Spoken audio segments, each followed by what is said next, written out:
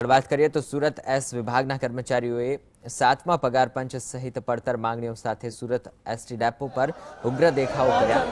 કર્મચારીઓ રૂપાણી સરકાર અને નાયબ મુખ્યમંત્રી નીતિન પટેલ સામે ભારે સૂત્રોચ્ચાર કરી વિરોધ વ્યક્ત કર્યો। તેમણે અર્ધનિર્વસ્ત્ર થઈ સરકારની નીતિ સામે રોષ ઠાલવ્યો। કર્મચારીઓની 7મા પગાર પંચ સહિત પડતર માંગણીઓ સરકાર નહીં સ્વીકારે તો આગામી દિવસોમાં વિધાનસભાનો ઘેરાવ કરવાની ચીમકી ઉચ્ચારી છે અને સાથે ચૂંટણીનો બહિષ્કાર કરવાની ચીમકી પણ ઉચ્ચારાઈ છે।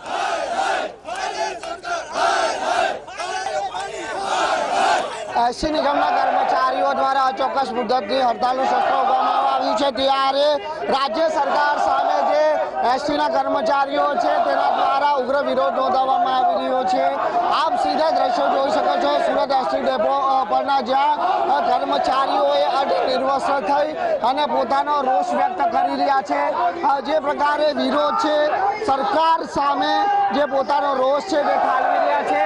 આપણે વાત કરવાનો પ્રયાસ કરીશું એસટીના જે મજદૂર સંઘ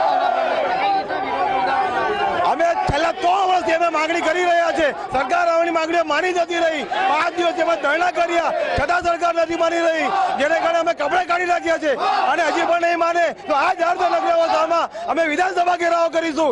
આપના માધ્યમથી સરકારને જણાવવા માંગુ છું કે હજી પણ અમારી માંગણીઓ માની રહી અને ચેતી જાય અને નહીં માનશે, નહીં ચેતશે તો જેમ રાજસ્થાનની પબ્લિક અને મધ્ય પબ્લિકે તમને કાઢી નાખી છે તેમ અમને પણ તમને લોકોને કાઢી નાખીશું અને તમને પણ કાઢતા વાર નહીં લાગે। સરકાર જાણી જાય કે 2 જ મહિનામાં 2019 ઇલેક્શન આવી રહ્યું છે, એનો અમે સખત વિરોધ કરીશું। જી બિલકુલ, કઈ રીતના વિરોધ નોંધવામાં આવી રહ્યો? સરકારે હજુ પોતાનું વલણ સ્પષ્ટ નથી કર્યું। સરકાર અમે આજે વિરોધ કરી રહ્યા છે એ રૂપાણી સરકારની મહેરબાની છે।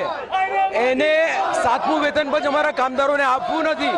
કામદારોની હાલત એ છે કે પોતે ડ્રેસ પહેરવાને લાયક નથી રહ્યો, એને એટલી ગરીબાઈ છે।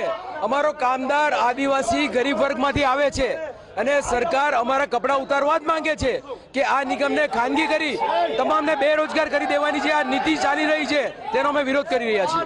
જી બિલકુલથી આપને જણાવી દઉં કે જે પ્રકારે સરકાર દ્વારા જે ખાનગીકરણ કરવાની જે પ્રક્રિયા હાથ ધરવામાં આવી છે તેને લઈને જે એસટી નિગમના જે ગરીબ વર્ગના જે કર્મચારીઓ છે તેને બેરોજગાર થવાની ભીતિ સેવાઈ રહી છે। આરોપ મૂકવામાં આવ્યા છે કે સરકારની આ નીતિ કર્મચારીઓને બેરોજગાર કરવાની છે। સાથે જો સરકાર કર્મચારીઓની જે માંગ છે તે પૂરી નહીં કરે તો આગામી વિધાનસભાનો ઘેરાવો કરવાની પણ ચીમકી સ્પષ્ટપણે ઉચ્ચારવામાં આવી છે। એટલું જ નહીં પરંતુ આવનારી લોકસભાની ચૂંટણીનો પણ બહિષ્કાર કરવાની ચીમકી સ્પષ્ટપણે કર્મચારીઓ દ્વારા ઉચ્ચારવામાં આવી છે। Rakesh Brahmbhatt, yes TV.